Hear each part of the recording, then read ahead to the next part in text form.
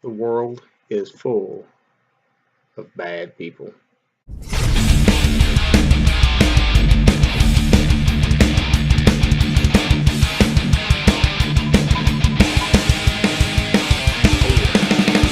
Don't forget to subscribe. So this first story that I'm going to talk about is a guy named Paul Gonzalez. Here's a good quick picture of Paul.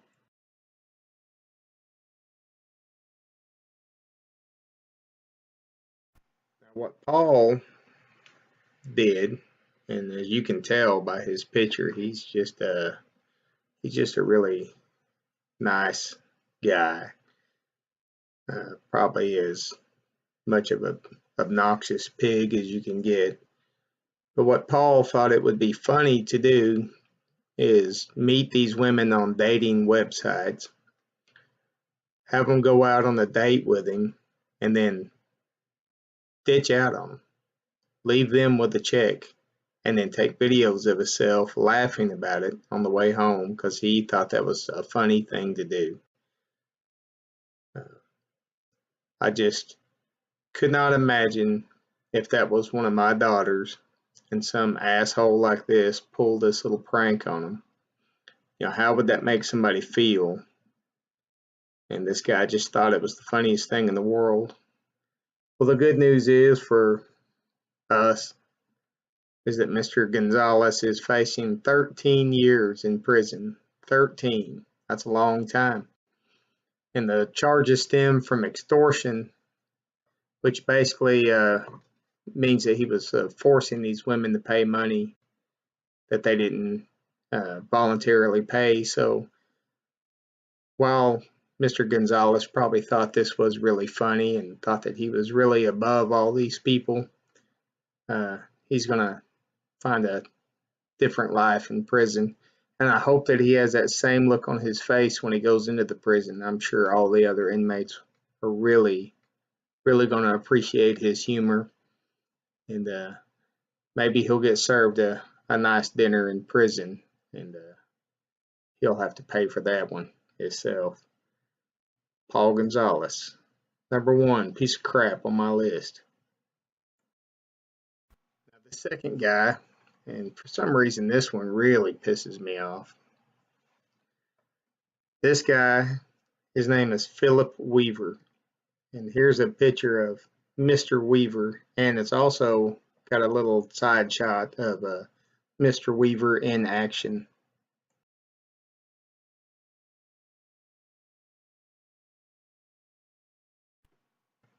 Now what Philip Weaver up in Indiana did, he went into a Walmart and he thought it would be funny to take a bag of flour and dump it over an old lady's head while filming himself. So he takes this entire bag of flour, dumps it on this 68-year-old woman's head, films the whole thing, and then uploads the video as if everybody's just going to think that that's the funniest thing in the world. Well, the police really didn't think it was that funny, and they went ahead and took Mr. Weaver into custody. And also he ended up with some kind of charges for stealing a firearm or something too. So he was obviously a piece of shit to begin with. But Mr. Weaver is facing some pretty serious jail time for his prank. And you know, these pranks that people are posting online, they're not pranks. They're just mean acts to other people. You just think that you're above other people, so you can do this mean shit to them, and you think it's supposed to be funny. Well, we don't think it's funny. There's a few little 13, 14-year-old boys out there who probably think that that's funny, but the rest of the world does not think it's funny. And like Mr. Gonzalez, hopefully the guys that you get locked up with, your cellmates, will appreciate your humor, and maybe you can prank them like that in prison and see how funny that is. I would pick the biggest guy there and dump a bag of flour over his head, show everybody your prank, and just wait for the laughs to start rolling in. So, Mr. Weaver, good luck to you in prison, and I hope your comedy career really takes off there. Now, the last story, this last one that I'm going to talk about, I don't have any pictures. I'm not going to put any pictures because it's kind of sad and it kind of loosely fits in with this theme, but I just wanted to get it out there. Up in Washington State, you've probably seen the news story about this little kid. He's got a broken arm. His face is all beat up. He had to have surgery on his eye because he had a bunch of sawdust rubbed in his eye. And the story was that he was standing up for a friend, and this kid's 6 years old.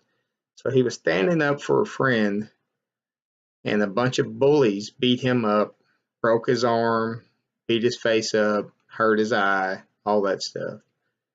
His mom said she came home from work, and the little boy was sitting outside, covered in blood. She took him to the police, and that was the story that was given. Well, that's not exactly how it happened.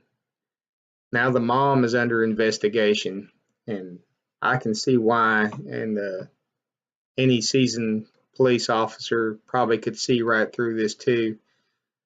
You know, kids are desensitized and they're fairly vicious nowadays, but I really can't see a bunch of 6-year-olds breaking this kid's arm and beating him up as bad as they did. I mean, it could happen, don't get me wrong, but it looked a whole lot more like the work of a grown adult to me than a bunch of kids. And what I feel happened was some adult in his life, mom's boyfriend, somebody did this to this little kid, and then they just concocted this story to cover it up. And it's just sad. It's sad that kids have to go through this stuff and live this way. And, but the bad person in this story is whoever did this to this little kid and then got him to lie about it to the police. Now, I could be completely wrong. It could be just a random rogue gang of 5-year-olds out there just beating the shit out of somebody, but I really don't feel that that's the case. And these stories, you always have to wait for a day or two before the truth starts coming out. And I'm sure we'll hear more about this story eventually. You know, there's a lot of crazy stories out there right now. The woman in Texas who was ringing on doorbells in the middle of the night with a handcuff still attached to her. Then they go back and find her boyfriend was dead in the house and committed suicide.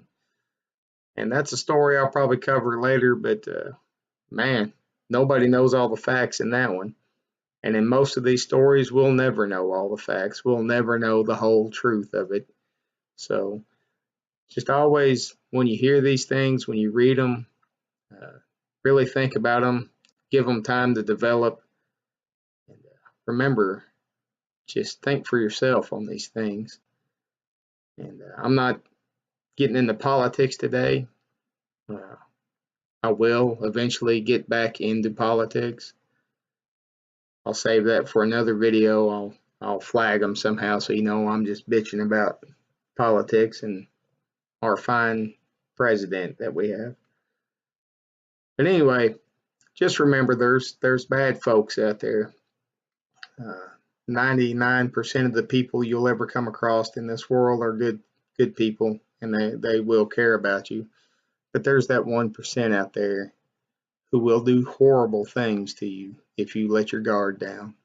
So be watching out for the jerks out there. Take care of yourself. Remember, Oji-san's got your back. If you need anything, reach out to me. Until next time, Oji-san out.